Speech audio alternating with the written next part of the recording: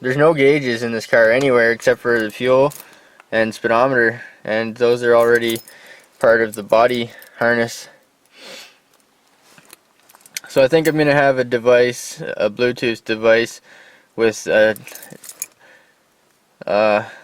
some new school electronic stuff, some digital gauges going to the computer, but that'll be a different that'll be another day. GMC. What we have here is a GMC van. It's a 4.8 LS, same as a 5.3. And the thing about this vehicle is it runs. The transmission's blown, the interior is shot, it's an absolute piece of junk. But the engine runs, so I'm going to try to see if I can't take my computer and install it in this vehicle. I'll do the key relearn to relearn the key, see if I can get it to run, and then see if I can disconnect the body control module, and then you'll get an error code on your computer. Lost communication with body control module. That's what I want. I want to lose communication with body control module. But this computer won't run unless I do the key relearn, and that takes like half an hour, I think. Half an hour and maybe some booster cables. So first thing I'm going to do is I just put a battery in this vehicle. There's no belt on it, but I don't need it to run for any length of time. There's no alternator on it, but it should still run despite the fact that there's no alternator on it.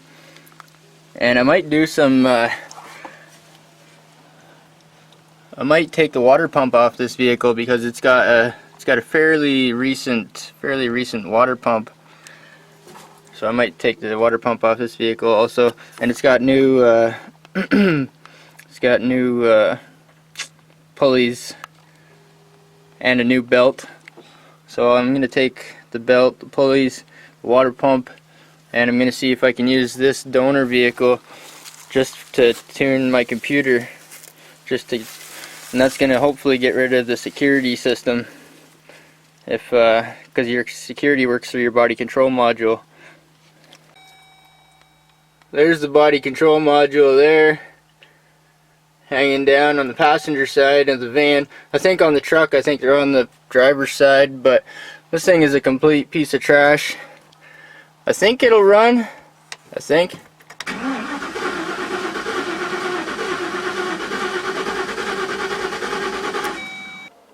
Well, I put in $15 worth of gas. That's about 2 liters here in Canada. I think every single warning light possible is on. ABS, check engine, battery, low fuel, check oil or the oil pressure. All the lights are on. That's not good usually. Hey, it runs. Friggin' rights. Oil pressure. Okay, so we got lots of lights on, but it runs. That's all you need, is something that runs. This is probably about the shittiest running vehicle you can get, but at least it runs. Let's try it once more. Okay, gas, it runs. Alright, step 1, find a vehicle that runs. Like 99 to 03-ish. Look at that. Custom. Friggin' custom. Yeah, 2500, but it's only got a 4.8 liter. I think 4.853 is the same. Actually, on my block, like behind this bracket, it says 4.8/53. So this is a 2003. So you gotta watch out. This one's drive-by throttle cable, drive-by cable. Some of them are drive-by wire, like electronic. So the difference is 03 they started using green, they would go from red connectors to green connectors. but I think I'm prepared. I think I'm ready for that. I'm going to take this computer, this running computer from this running vehicle, and I'm going to remove it. In the van, it's on the driver's side fender. There's a nice little bracket there I might need to hold my computer. Nice flat bracket. Anyway, there's 2 bolts here. The threads are kind of long and they push in. I don't recommend using a ratchet to tighten them. I recommend using a screwdriver handle because you're not supposed to over torque these. It says right on there somewhere, do not over torque. Do not over torque. Anyway, it's only plastic, and yeah, plastic connectors. So don't be torquing it down like a bolt. So I'm going to take this off, even though I'm not tightening it. We will have to do some tightening later. There we go. Blue and green, right? Well, kinda. It's the same, right? Kinda. So I marked, mine has a mark on it, the one I'm using. These rubber gaskets are not supposed to stick, they're not supposed to stick to the computer. Maybe they're glued there from factory, but the easiest way to assemble them is to put the rubber gasket on the connector and put it in there, and yeah, then put it back together. That's the best way to do it. So my harness has blue and red connectors. Blue and green started in 03, I think, 2003, and green usually indicates drive-by-wire, but this is a van. This is an 03 van, and it's drive-by cable, so it's weird. It's really rare to have green and drive-by cable, but the connectors are the same. The only difference is these green snap-on connectors, and I'm going to snap those green ones off, and I'm going to put my red ones on. Green is like 03 and up, and my computer is from an 02, so 02 has red. The only difference is this little locking tab here is in a different spot, so people don't get them confused. So I've actually removed them. These little wings here, they go towards me, and they're both the same, so it doesn't matter which one goes where, I don't think. There's these little locking tabs in the side. You just press in on that and they come unlocked. You want to make sure all your pins are straight and where they're supposed to be, and you want to slowly just take these and pop them on. That's what I'm doing. And then I'll put my computer, my 02 computer, in there.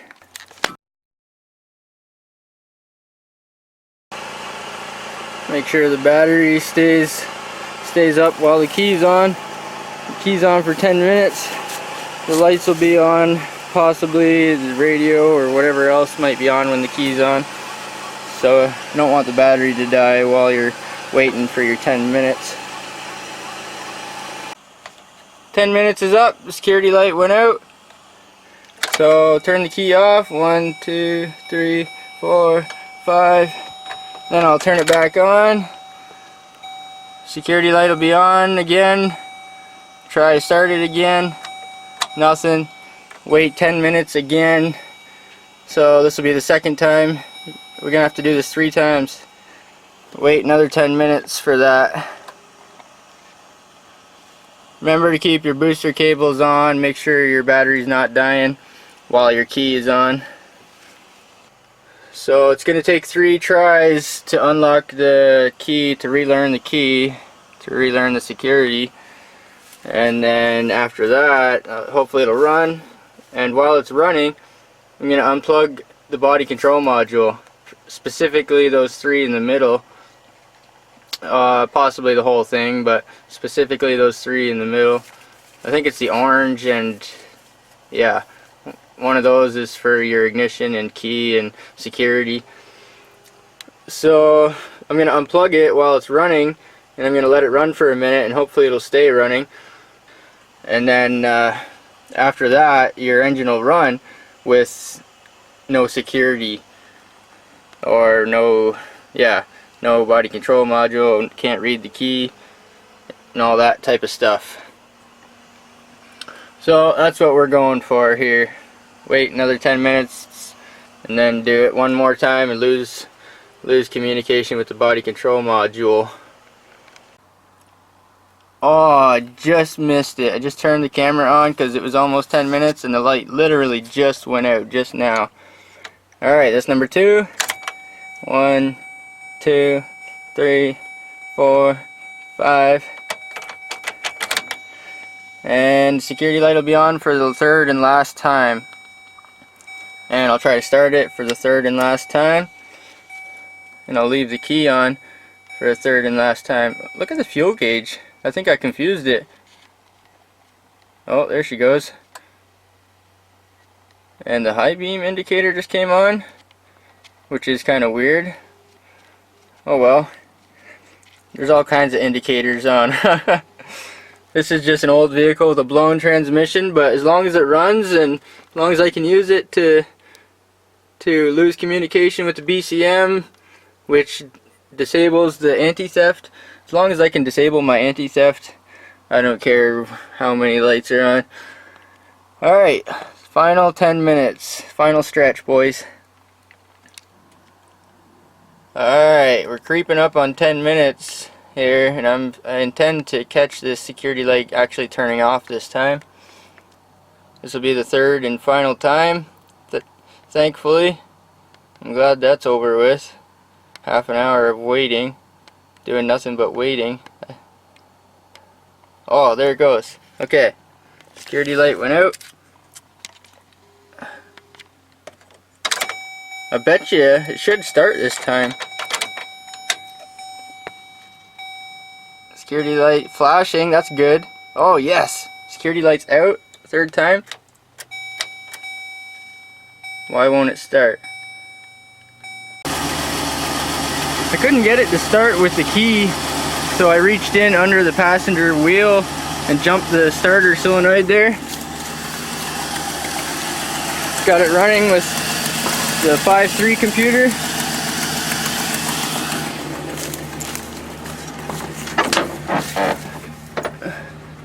There's no check engine light on. Wasn't sure if it was gonna work at first. I got all 3 unplugged. I might have to unplug the other 2. It's running, and there's no security light on. So I got it all unplugged. There's no check engine light, which no security light either. Let's see if it'll start up again. Oh, there's no security light. That's good. That's a good thing. It won't start with the key. I have to start it under the wheel for some reason.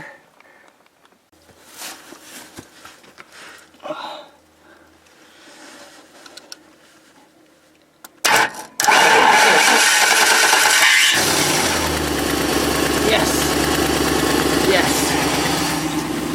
That's a good thing. It started. No body control module at all. And it's running. Yes. Fuck yeah. Seems really awesome that there's no check engine light. Maybe it's too good to be true. The check engine light usually comes on to tell you that you lost communication with your body control module. But I'm gonna try it. I think it's ready. It's running. No security light, no body control module, and it's running. Let's try it. Well, I think we won the junkyard wars, junkyard mega wars, but I can't remember which one went on where. Don't be silly like me and mark blue, red, green, whatever. So the double wire, this one has the wire coming out both sides. I just found out that's the blue, and this has one single wire coming out. That's going to be red or green. That's the way it is on the trucks. They have 2 wires coming out on the blue, and the blue never changes. I took the blue ones down there because I thought maybe they might be different, or for some reason I tried to plug it in and I didn't think they were right. But the blue is the same, even on the 03. The blue is the same prong, same color, same everything. Another thing is these little wings, they usually stick out away from each other. These little wings here. But I think they only go on one way, as long as you don't put the blue connector on that on there. Yeah, I didn't want to do that. That could be catastrophic. So there's only one way to find out if we won the Junkyard Mega Wars. Plug her in. Red. That's pretty handy. It does say blue on this side here too, but it's hard to read. Blue. Red. It might help if I hook this up. That might help. Alright, interior light's on, so that's a good sign. Fuel pump's pumping.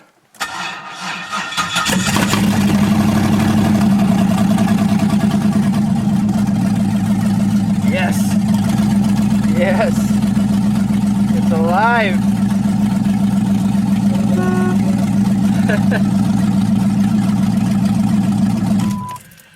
Yes!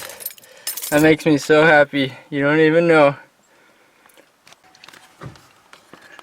Yeah, those spark plug wires, they sit right on the pipe. Those front two on the passenger side, I might have to trim them or something a little bit. And there's also the crank sensor wire back there too. I don't want to melt it, but yeah, it friggin' runs. Oh my goodness.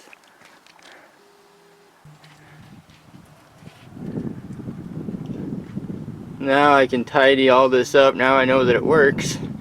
I can wrap the loom, and I'll have to paint this probably next year because it's getting cold here in Canada. Tidy some things up a little bit and do a better job on the fuel lines because they're just temporary right now. Well, I'm super happy that it's running, kind of. I don't have the water pump or accessories on it or anything, but it's nice to hear the thing turn over and fire up for a short period of time, even if it's for a short period of time. Frig, man, I just want to hear it go, because after doing all the work, you want to hear it run. Computer from a junkyard, wire harness from a junkyard. The clamshell mounts were from an old small block Chevy. The lower mounts are brand new, but they're only like $6 each. The most that I got tied up into this project, because I had a motor here, the most I got tied up into it is the exhaust manifolds, or the headers. They're like $99 US on eBay, and that's the most I've spent on it so far, which is really peanuts for doing an LS swap. Well, I put a water pump and rad on, and just the lower rad hose for now, so hopefully I can warm it up. I brought it up a little bit warmer, ran it a little bit longer with some coolant in it. Anyway, a lot of this is like 99% temporary. I just wanted to get it running and before the snow flies, and figure out which wire goes where and what I'm gonna do and etc. But I figured out how to wire in your OBD2 onboard diagnostic plug port. So I wired in one of those. It's really simple.